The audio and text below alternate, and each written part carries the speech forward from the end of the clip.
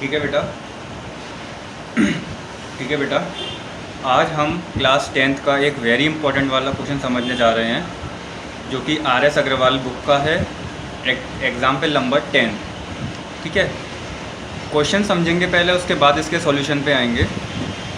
हमसे क्वेश्चन क्या कह रहा है बेटा, ये शो डैट, हमें शो करना है, मतलब हमें यहाँ पे प्रूफ करना है कुछ ना कुछ। ठीक है, that one and only one, सिर्फ एक, कहते हैं ना वन एंड ओनली वन, एक बार में सिर्फ एक, out of this this and this, मतलब ये आपके पास तीन कोई नंबर दे रखे हैं, है ना, तीन कोई नंबर दे रखे हैं, इसमें से सिर्फ और सिर्फ एक, एक बार में एक, तीन से डिविजिबल होना चाहिए।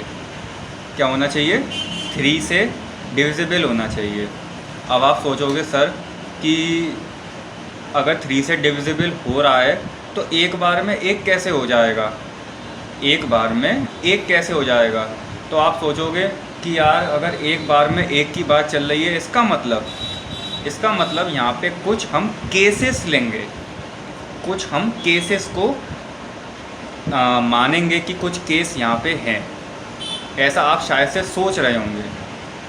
क्वेश्चन क्लियर हुआ कि एक बार में सिर्फ एक, इन तीनों नंबर में से, ये 3 नंबर में से कोई एक 3 से डिविजिबल होगा।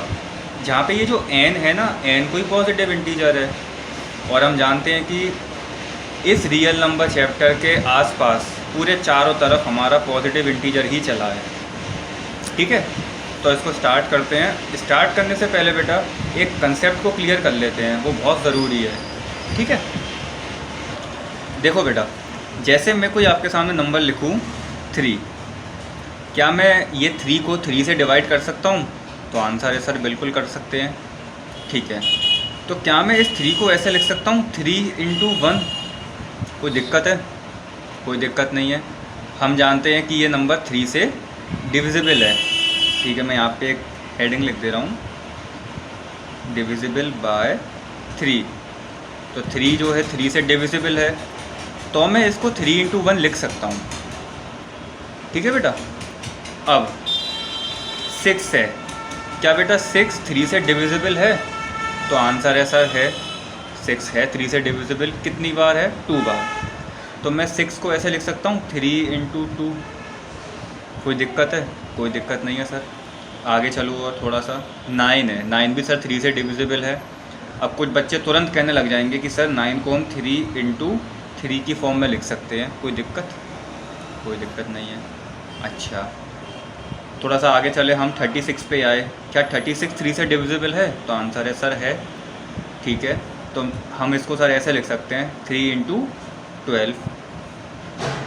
तो यहाँ से एक बात हमें समझ में आ रही है सर कि कोई एक नंबर अगर 3 से डिविजिबल है तो हम उसको 3 × समथिंग की फॉर्म में लिख रहे हैं। समथिंग का मतलब है कि यहाँ पे कोई एक नंबर आ रहा है। फॉर एग्ज़ाम्पल, और एक एग्ज़ाम्पल चूज़ करो, जैसे 51। क्या 51 3 से डिविजिबल है? सर आंसर है कि सर है। कितनी बार? तो मैं इसको ऐसे, मतलब 21 टाइम्स है, 21 ही, सॉरी 17। तो मैं इसको 3 × 17 लिख सकता हूँ। तो ये जो नंबर 3 से डिविजिबल है बेटा, ये 3 × समथिंग, यहाँ पे कुछ हम लिख रहे हैं, 3 × समथिंग, 3 × समथिंग, 3 × समथिंग। तो अगर कोई नंबर मान लो है n, कोई नंबर n है जो कि 3 से डिविजिबल है, एग्जैक्टली डिविजिबल है। एग्जैक्टली का मतलब है जिसमें हमें रिमाइंडर 0 मिलता है, ऐसे 3 3 9, है ना, इसका मतलब 9 एग्जैक्टली डिविजिबल है 3 से। ओके, तो n कोई नंबर है जो कि 3 से डिविजिबल है, 3 से डिविजिबल है, तो आंसर है हम इसको 3 × समथिंग की फॉर्म में लिख सकते हैं। सर बिल्कुल लिख सकते हैं। 3 × आप p मान लो, 3 × p, ठीक है, लिख सकते हैं। ओके, ये चीज़ आपको समझ में आई अच्छे से? अगर इस चीज़ पर कमांड अच्छी हुई है बेटा, अब हम अपने क्वेश्चन पे आते हैं। ओके, देखो बेटा, इस क्वेश्चन में हम यूक्लिड डिवीज़न लेमा को यूज़ करेंगे। सब जानते हैं एक बार यूक्लिड डिवीजन लेमा क्या होता है, ठीक है। अब मैं इसमें एक पॉजिटिव इंटीजर को सबसे पहले मानने वाला हूँ कि ये कोई पॉजिटिव इंटीजर है। मैंने माना let n be the positive integer. n मेरा कोई एक पॉजिटिव इंटीजर है, कोई दिक्कत नहीं यहाँ तक, ठीक है। मैं यहाँ पे एक डिवाइज़र चूज़ कर रहा हूँ, लेट 3 बी द डिवाइज़र। 3 एक डिवाइज़र है। देन सुनना ध्यान से, then by Euclid division lemma. सबने पढ़ा है यूक्लिड डिवीज़न लेमा, हम पढ़ के आए हैं शुरू में। क्या होता है, a equal to b q plus r, कुछ ऐसा होता है। हमारा डिविडेंड जो होता है वो a होता है, डिवाइज़र b, क्वोशिएंट q और रिमाइंडर r। एक कंडीशन और पढ़ी थी हमने, वेयर r जो होता है ऑलवेज p से छोटा होता है, लेकिन 0 या 0 से बड़ा होता है ना। अब यहाँ पे इस क्वेश्चन में मेरे लिए डिवाइज़र क्या है, तो आंसर है 3, ठीक है। 3 डिवाइज़र है। और डिविडेंड क्या है मेरे लिए, डिविडेंड को अभी हम a ही रखते हैं, ठीक है। अभी क्या रखते हैं हम, a। लेकिन यहाँ पे हमारे लिए डिविडेंड क्या है, एक बात बताओ। यहाँ तक तो आपको आई थिंक क्लियर है ना, यहाँ तक सबको क्लियर है। अच्छा, अगर डिवाइज़र मेरा 3 है तो ऑल पॉसिबल रिमाइंडर्स कितने होंगे मेरे पास, इसको मैं फर्स्ट मान लेता हूँ। तो आंसर है 0 या 1 होगा या 2 होगा, 3 होगा सर, नहीं होगा, है ना, अकॉर्डिंग टू दिस रूल। क्योंकि रिमाइंडर जो होंगे वो ऑलवेज डिवाइज़र से छोटे ही होंगे, है ना। ओके, तो एक बात मुझे बताओ, अकॉर्डिंग टू क्वेश्चन मेरे लिए डिवाइज़र क्या है, तो आंसर है 3, और डिविडेंड क्या है, ये 3 अलग अलग नंबर्स, है ना, ये 3 अलग अलग नंबर्स, ठीक है बेटा। अब ये हमें पता चल गया कि यहाँ पे डिविडेंड जो है वो यहाँ पे n+1 और n+2 है, और डिवाइज़र यहाँ पे 3 है। क्योंकि जो चीज़ डिवाइड करती है वो ऑलवेज डिवाइज़र होती है, और जो डिवाइड हो रही होती है वो डिविडेंड होती है, ठीक है। यहाँ तक समझ में आ रहा है सबको? हाँ सर, यहाँ तक क्लियर हो रहा है, थोड़ा थोड़ा हो रहा है कि पूरा पूरा हो रहा है? चलो अब हम लेंगे केस 1। केस 1 में क्या लूँगा बेटा मैं, सुनना बहुत ध्यान से। केस 1 में लूँगा व्हेन डिविडेंड जो होगा मेरा, डिविडेंड मीन्स a की वैल्यू वो होगी मेरी n, ये ठीक है। ये मेरा ऑलवेज इसमें यही चलेगा केस 1 में, और रिमाइंडर चेंज होते जाएंगे, बताऊंगा कैसे अभी। व्हेन डिवाइडेंड इक्वल टू, जो डिविडेंड जो होगा मेरा वो होगा n। या फिर एक काम करो, एक हम काम ये कर सकते हैं, हाँ, कि सर यहाँ पे a को हम n मान लेते हैं, ऑलवेज n मान लेते हैं, क्योंकि यहाँ पे डिविडेंड यहाँ पे n चल रहा है, हम यहाँ पे इसको n ही मान लेते हैं, ठीक है, ठीक है। इसको a ही रहने दो, ये रहने दो, है ना, अब आसानी रहेगी। इसको n मान लेते हैं हम यहाँ पे, ठीक है। केस 1 में क्या होगा, ध्यान से सुनना। केस 1 में जब मैं r इक्वल टू पहला रिमाइंडर चूज़ करूँगा, r इक्वल टू पहला रिमाइंडर जब मैं चूज़ करूँगा, तो मुझे क्या मिलेगा, r की जब r की जगह जब मैं फर्स्ट में 0 रखूँगा, तो by first we get n equal to 3q plus 0। यहाँ तक समझ में आ रहा है?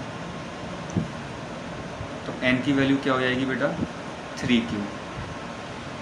अगर n की वैल्यू, मेरी बात सुनना ध्यान से, n कोई एक नंबर है जो कि 3 से डिविजिबल होता है, तो अगर 3 से डिविजिबल होगा तो वो डेफिनेटली 3 इंटू समथिंग की फॉर्म में लिखा जाएगा। ऑलवेज 3 इंटू समथिंग की फॉर्म में लिखा जाएगा। समथिंग यहाँ पे कोई एक नंबर कुछ भी हो सकता है, जैसा कि मैंने ये कॉन्सेप्ट आपको क्लियर कराया था।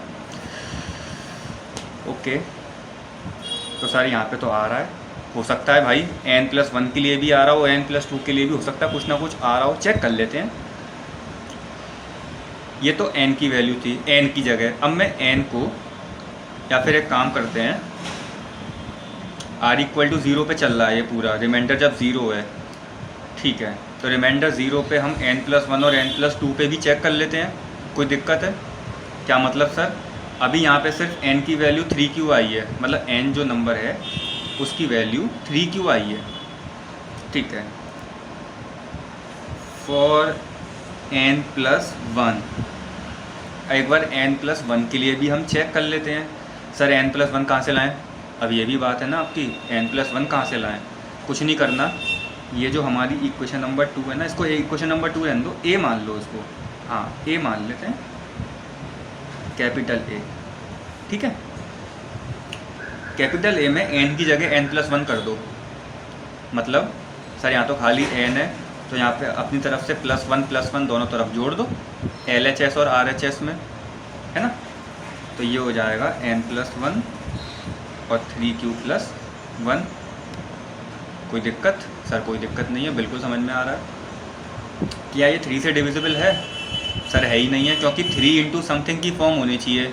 ये तो 3q+1 चल रहा है ही नहीं है। ये हमें लग रहा है 3 इंटू समथिंग। चलो n+2 के लिए भी देख लेते हैं भाई। सर n+2 कैसे लेके आएंगे? तो वही चीज़, a में दोनों तरफ +2 ऐड कर दो,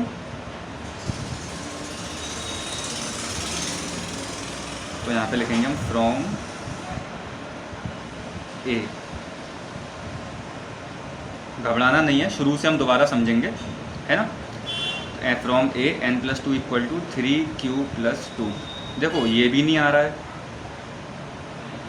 ये भी 3 इंटू समथिंग की फॉर्म नहीं आ रही है, और ये भी बेटा 3 इंटू समथिंग की फॉर्म नहीं आ रही है।